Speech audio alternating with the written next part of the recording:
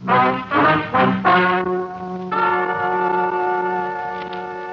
and gentlemen, the story you are about to hear is true.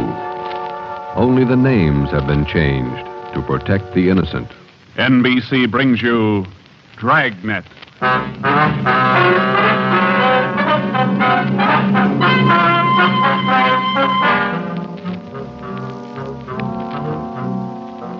You're a detective sergeant.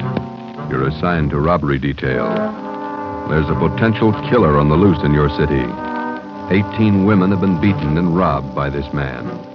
The newspapers call him the Werewolf. Your job is to get him. Dragnet, the documented drama of an actual crime, investigated and solved by the men who unrelentingly stand watch on the security of your home, your family, and your life. For the next 30 minutes, in cooperation with the Los Angeles Police Department, you will travel step by step on the side of the law through an actual case, from beginning to end, from crime to punishment. Dragnet is the story of your police force in action. It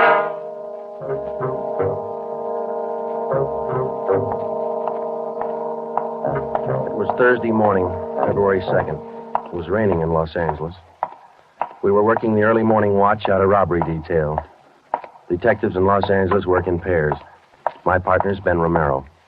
He's a sergeant, and so am I. My name's Friday. The boss is Ed Backstrand, chief of detectives. I was on the way back from the teletype room, and it was 3 a.m. when I got to room 27A, robbery detail. Hi, Ben. What's up? Keep your coat on, Joe. Just had a hotshot call. Coming, Skipper? Right behind you. Let's go, Freddie. Well, what was it, Ed? Another woman robbed, almost beaten to death. Well, how many does that make? About 18 in 6 weeks. Is that right, Skipper? Yeah, 18 too many. Come on down these stairs to the garage. Yeah. What about that suspect we had, Ed? You mean Martin? Yeah. Had to release him this morning. But I got a good tail on him, Henderson. Yeah. We got any reports yet? Nothing definite to hold him for. Here's the garage. Let's hustle it. Right. Then if this isn't Martin's job, Skipper, and he's not the right man... Then we start all over again, and we work night and day till we find the right man. Here's the car. Let's go. Ben, you drive. Yeah, all right. How do the victims describe this guy, Ed? Pretty sketchy. Supposed to be tall, dark, long black hair. Last woman said he had a face like an animal, something like a dog or a wolf. A wolf? Yeah. She said something like a werewolf. Something like a werewolf. Well, he almost had to be that, judging from the way he operated.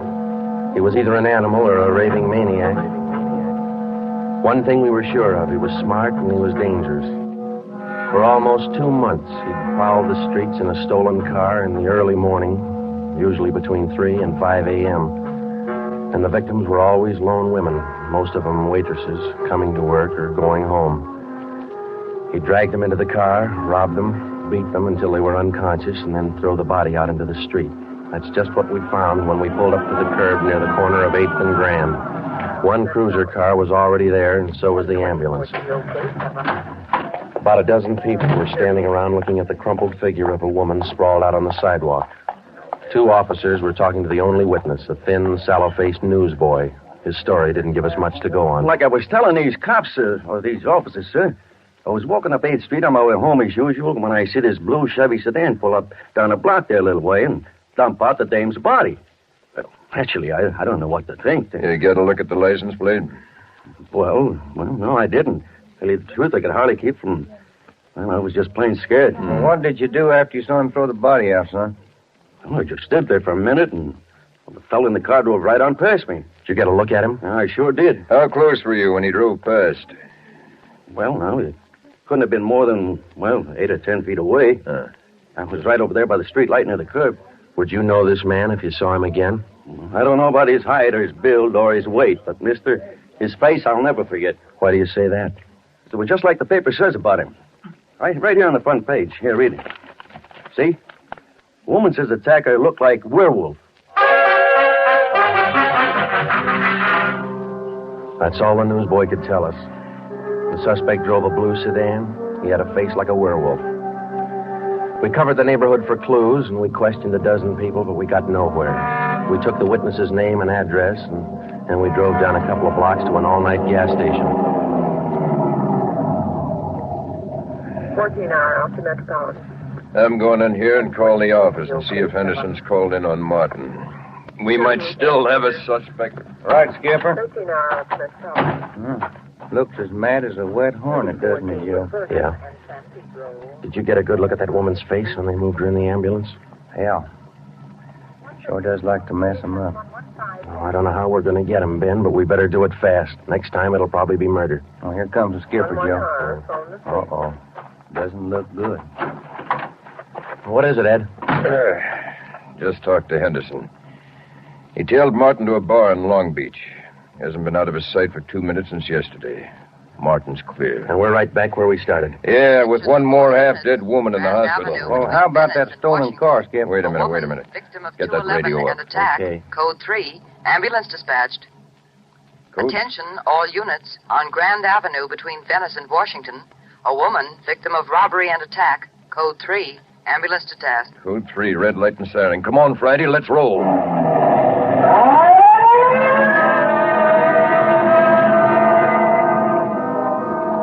We couldn't be sure, but it sounded like another one. 6 minutes later, we were there. Same story. Werewolf. The next day, the chief ordered the number of cruiser cars doubled in the Central District. This was for the early morning watch with plainclothesmen to back them up. Then the newspapers played it big, and in 2 days, the story was on the front page of every paper in town. Maybe that should have made the werewolf lay low, but it didn't. Because at 4 o'clock that morning, while Ben and I were patrolling with the other cars, he got his 20th victim.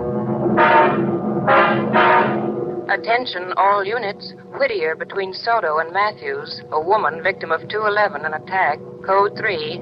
Ambulance dispatched.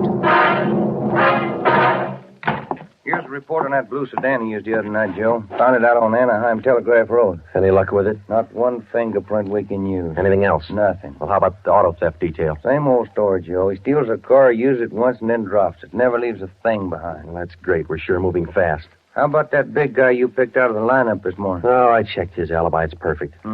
Now we haven't got even half a clue. Yeah. Well, come on, let's check with Ed. He's instructing the policewomen on a plan for tonight. All right. Now you've heard the report. You understand how the suspect operates and what you're to do. I think so. Remember, all of you forget you were ever policewomen. Change the way you walk, the way you carry yourselves. That's the part you're playing, all right? Okay. And be careful and don't take any chances. All right, Freddie. Okay, Ed. Now, just to make sure you look the part, we're spotting each one of you at different restaurants and coffee shops throughout the Central District. And from 7 o'clock tonight until daylight tomorrow, each one of you is going to be a waitress. You got that? Yeah. Okay, Ben, you want to give them their assignments? Okay, Joe. Well, here's the way it lines up. Marge Kissel at the Top Hat Cafe. That's on 9th Street between Alpharetta and Westlake. Okay. And Katie Welch, Joe's Coffee House, Brooklyn, Soto. Right. Pat Fielden at the All-Night Steakhouse on Figueroa Street between Florence No, and... the trick of using decoys to lure criminals into a trap wasn't exactly new, but, well, it was just one of the old tricks that we figured might land the werewolf behind bars. At 7 that night, Ben and I made the rounds and found each of the policewomen on her job as a waitress. Well, the overall plan was simple. The girls were to leave the different restaurants between 3 and 5 a.m. that morning and pretend they were walking home. We mapped different courses for each one of them to throw out as much bait as possible and yet not to make it look suspicious. Each policewoman, from the time she left the restaurant and stepped out into the deserted streets, would be pretty much on her own. We had officers planted all along the way at designated intervals, but a big element of chance and danger was still there. All we could do was cross our fingers and hope. How much more time, Joe? Let me see. She's doing 2 minutes. Yeah. Waiting gets on your nerves. And it won't be long. This corner doorway's a pretty good lookout spot. Yeah. Wait a minute. Listen. Who is it, Joe? Can you see? Get back. What is it? Wait a minute. It's Marge Kissel. There's a man following her, a big guy. If it's the werewolf, where's his car? I don't know. Maybe he changed his plans. Get back. Here they come.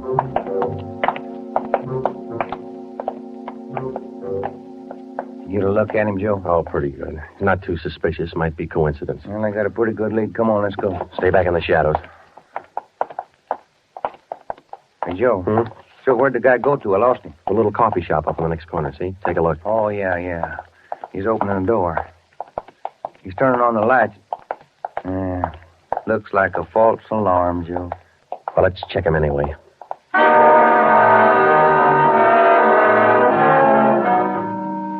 Well, I didn't think we'd be that lucky on the first try, and we weren't. We asked the man a few questions, and it didn't take him long to show us he wasn't our man. He owned the coffee shop. So, Ben and I went back and took up our posts again and waited for the next decoy.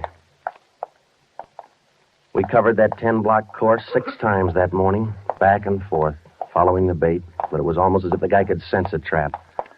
Not once did we get a nibble. By the time our last decoy finished the route, it was almost daylight. Joe, I never was so glad to see that sun come up in my whole life. My feet feel like they're puffing right up out of my shoes. Yeah, me too. Come on, let's get over to the car and check on the other squad out in Boyle Heights. Huh? Mm-hmm. Oh. Hit the radio, will you, Ben? Yeah. Joe, there must be some easier job on the force than this. Yeah, you and me both. Now, let's see what happened to the others, huh? 80K to Unit 104K. Come in. 104K to Unit 80K. Go ahead. 104K, this is Friday. You do any good out there? This is Miller. I'll call Curtis. Stand by. 80K to 104K, Roger. What do you think, Joe? Maybe a bite? I don't know. Oh, this guy seems to work like a mind reader. Well, he can't win all of them. 104K to Unit 80K. This is Curtis. Go ahead. This is Friday, Al. How'd you do out there? Any luck? Just checked in the last gal, Joe. Eddie Welch, not a sign. Okay, Al. Have the men check in. 80K clear. KGPL. Okay, let's go, Ben. When we finally got back to the office that morning, both Ben and I were ready for some sleep, but it didn't look like we were going to get it. We just about finished going through the overnight reports for some kind of a lead when the phone rang.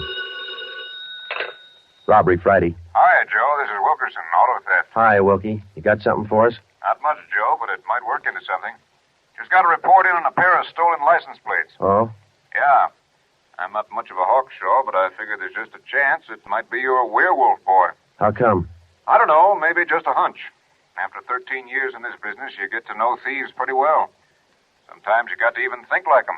Okay, Wilkie, thanks. We'll check by in a couple of minutes. Right, Joe. What do you have to say? Pair of license plates stolen last night. Wilkie's got a hunch it could have been our man. Well, might be an angle, Joe. If that werewolf guy'd hang on to one car long enough, we'd have a chance at him. Well, he's too smart for that. I don't know, Joe. Sooner or later, he's going to make a mistake. Yeah. Come on, let's check with Wilkie.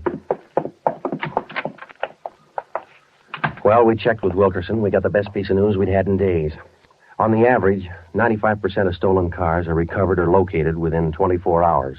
In the remaining 5%, Wilkerson, by a simple process of elimination, narrowed down the number of cars the suspect might be driving. Wilkie figured 6 cars. There they are.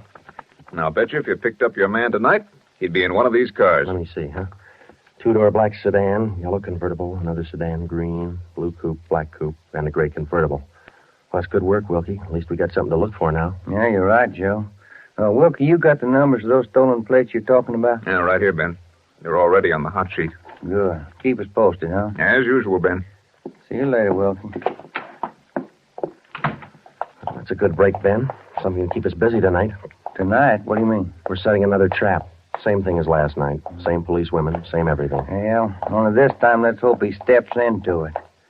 You know, Joe, this werewolf character's getting me mad.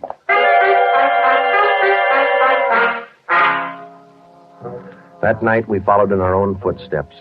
We planted the policewomen decoys in 3 separate districts, and a few minutes before 3 a.m., our squad of men took up their positions. The same policewomen went to their waitress jobs in the same restaurants, and Ben and I and the rest of the men stood in darkened doorways or empty filling stations or whatever cover we could find. And we waited and waited. What time is it, Joe? Let me look. 4:30. Oh, thank you. Any sign, Joe? No, nothing yet. Come on, stay in the shadows. That's the way it went all through the early morning. The same plan over and over again until daylight. Ben and I'd check in at the station, go over the late stolen car reports with Wilkie, catch a few hours sleep at home, and then come back and do it all over again. The next night, and the next morning, the night after that, and the morning after that. 5 days later, Ben and I were ready to call it quits. I'll admit it, Joe, I can't figure it. The guy's either psychic or else he can smell a cop a mile away. Yeah, well, at least we got that stolen car angle left. Did you check with Wilkie yet this morning? I'll give him a call now. All right.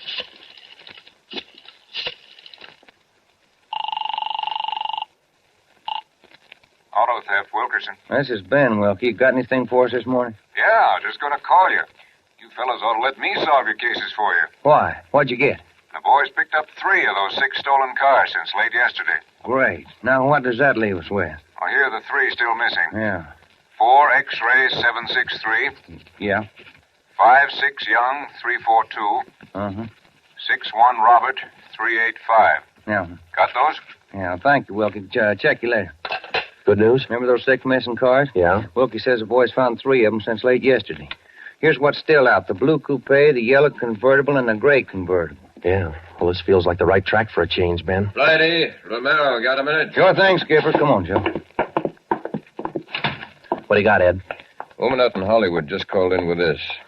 She said she walked down to the corner from her house last night to mail the letter. On the way back, a guy pulled up in the car and tried to drag her inside. Any description? Big, heavy set, dark, same thing. Well, how'd you get away from him, Skipper? She said she started running as soon as he made a motion toward her. When he saw her run up the steps of her house, he jumped back in the car and took off. Well, how come she didn't call in before this? She hasn't got a phone. She's ready to leave the house again till this morning. Sounds good, Chief. You got her address there? Here you are. Mrs. Tom Burdick, 1237 Wilcox, apartment 10. Come on, Ben. This might be what we're looking for.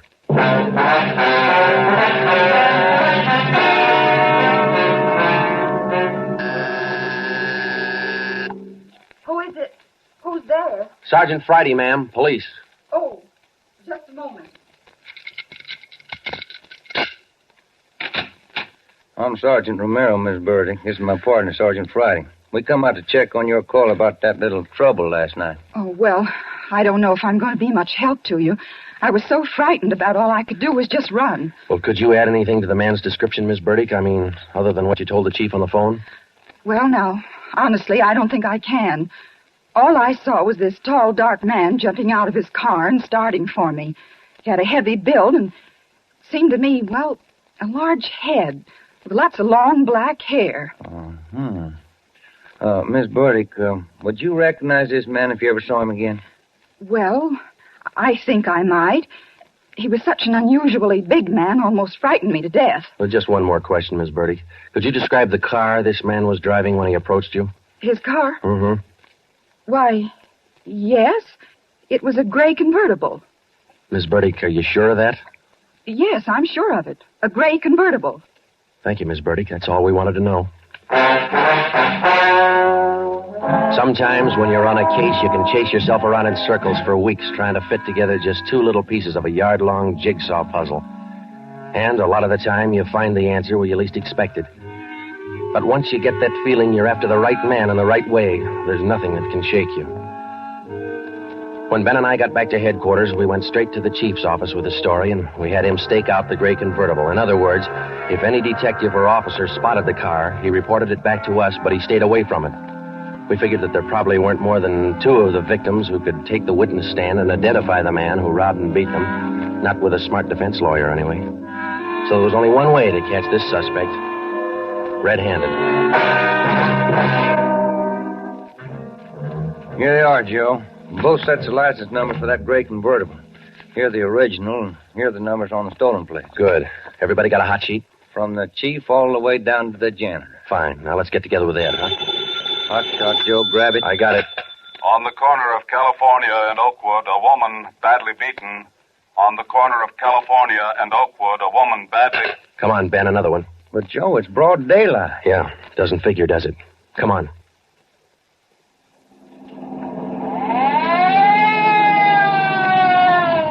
That vacant lot over there, Joe. 2 plainclothesmen and uniformed officers were keeping the crowd back. An ambulance was drawn up by the curb, but it was empty. When we got down to the rear of the lot, we found out why. They were waiting for the coroner. The woman was young, not much more than 30. Her body was half sprawled across the muddy ground, and her face was turned upward. It had been badly beaten. They figured it happened last night, Sergeant. Have the fingerprint men been notified? Yeah. How about the crime lab? Just called them. That's good. Now, let's keep everybody out of the area till they get here. All right, Sergeant. Who found the body? One of the kids in the neighborhood. Woman was dead when he found her. Did she live around here? About a half mile away. I hear she's got 3 kids. Or she had 3 kids. Uh-huh. You've seen enough, Ben? Yeah. Let's get on back to headquarters.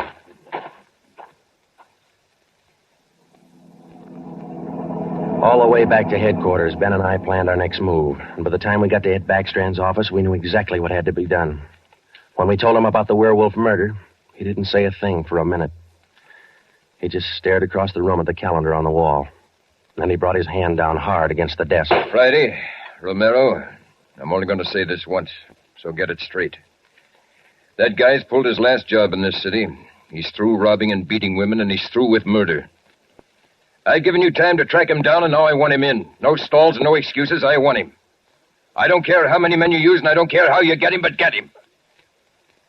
That's all. Ben and I worked all that afternoon, right through dinner, up until 8 o'clock. By that time, the overall plan was down on paper and already in action. It was one of the biggest things we'd ever tackled, and, well, we didn't know if it was going to work. We only knew it had to work. We had a squad of 65 cars to stretch out over 40 square miles of the city in one big dragnet. The blockade itself would be stationary most of the time, and working inside it would be 2 cars, 14 policewomen as decoys, with 2 plainclothesmen assigned to watch each policewoman. If and when the Werewolf was sighted in the gray convertible, we'd automatically take over the police radio for the whole city, and Backstrand would direct the chase from headquarters. A little after 8, we had coffee and hamburgers, and we went to Ben's for a few hours. Ben tucked his kid in bed as usual, and then he laid down for a nap. I talked to his wife until I dozed off in the chair. At 11:30, she woke us up. I combed my hair and put on my coat. Cops' wives are like everybody else's. They worry. When we met Ed at headquarters, we did some last-minute checking on details with Backstrand for about a half an hour, and then we were all ready to go. By 5 minutes past 2, half the Dragnet crew pulled out of the police garage and scattered over the city to their places. By 2:35, the other half pulled out, and a few minutes later, Ben and I followed. At 3 minutes to 3 that morning, Backstrand took over communications and checked every car in the operation. Standby. 617. It was a good start. Every man in his right place by the right time. The trap was set. All we needed now was to find our suspect, the Werewolf, inside. Control 4 to Unit 80K. Control 4 to Unit 80K. 80K to Control 4. Go ahead. This is Backstrand, standing by. 80K, roger. Clear. KGPL. Okay, Ben. Now let's go find him. I got a hunch, Joe. Let's try the Wilshire district first. Sounds all right to me. Let's go.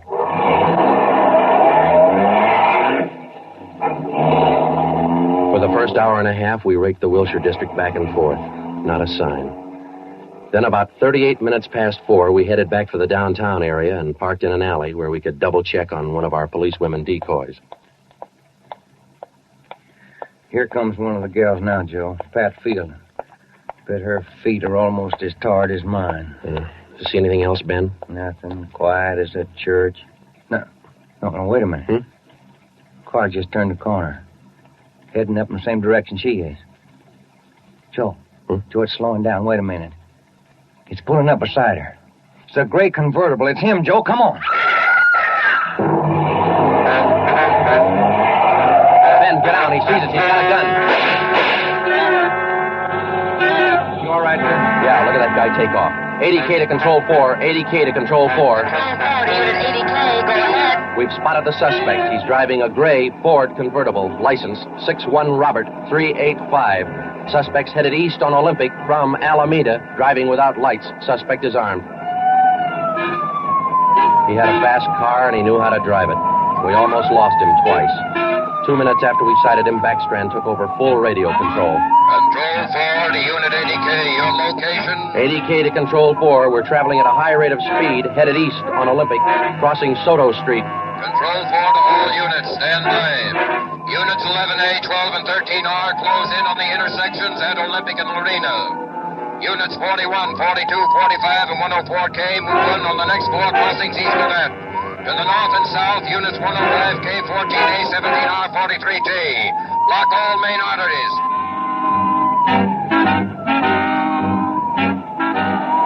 In the next half hour, the 65 cars in the Dragnet had pulled in like a noose around a 5-mile area. Ben and I hoped it was just a matter of time. Unit 80K to Control 4. Control 4 to 80K, go ahead. He's headed north on Fresno Street, crossing Whittier Boulevard. Attention all units. 80K now pursuing suspect north on Fresno from Whittier Boulevard. Units 15, 105K, 11R, and 18A block off the intersection on Fresno and 4th. Hey, Ben, up there ahead. What's he trying to do now? Look, he's turning around. Yeah, and he's coming right for us. Watch it, Joe. Look out! Pretty close. 80K to Control 4. Control 4 to 80K, go ahead. Exchanging shots with suspect. Watch it, Ben. Here he comes again. Sure likes to use that gun, doesn't he? Sure does. Hey, Joe, look. Look, he's turning east. He's running for Hollenbeck Park. Yeah, 80K to Control 4. Control 4, go ahead. Suspect just drove up over curb and into Hollenbeck Park. Control 4 to all units. Control 4 to all units. Converge on Hollenbeck Park. Suspect is in the park. He's armed. Use caution. Code 3.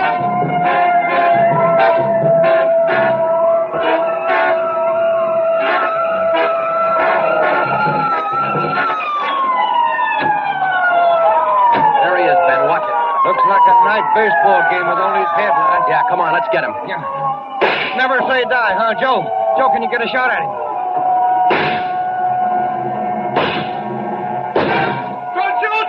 Don't shoot! I'll give up! Don't shoot! Then step out in the open and get your hands in the air. All right, I give up! But don't shoot! You're a brave killer. Yeah, come on. All right, you get your hands in the air. Come on, higher. Joe, look out. He's got a knife. I got him. Joe, those women were right. He does look like a werewolf. Yeah. You got your handcuffs? Yeah.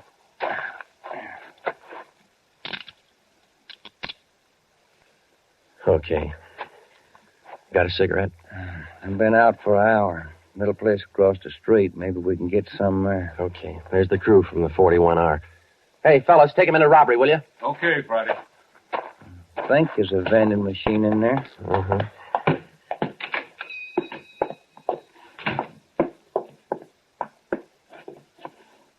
Say, you got some change for the cigarette machine, mister? I think so. Say, who was that guy all them cops were after over in the park a little while ago? I picked up the werewolf. Been reading the papers? Yeah. You fellas cops? Yeah. Sure made it easy for you, didn't he? All you cops had to do was surround the little fella in the park. Nothing to it, huh? Yeah, that's right, mister. Nothing to it.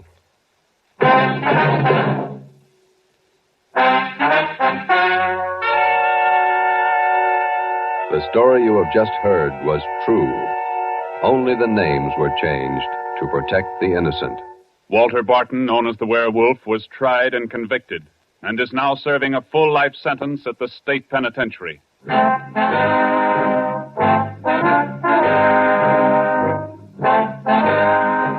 This has been Dragnet, the third in a new series of authentic cases from official files. Technical advice for Dragnet comes from the office of C.B. Horrell, Chief of Police, Los Angeles Police Department. Tonight's program is dedicated to Sergeant Mario Victor Dairo of the Los Angeles Police Department, who, on the morning of January 1st, 1943, gave his life so that yours might be more secure.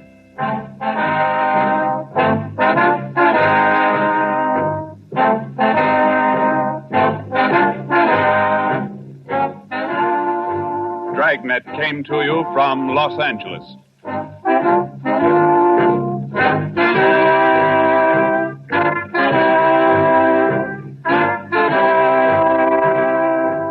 This is NBC, the national broadcasting company.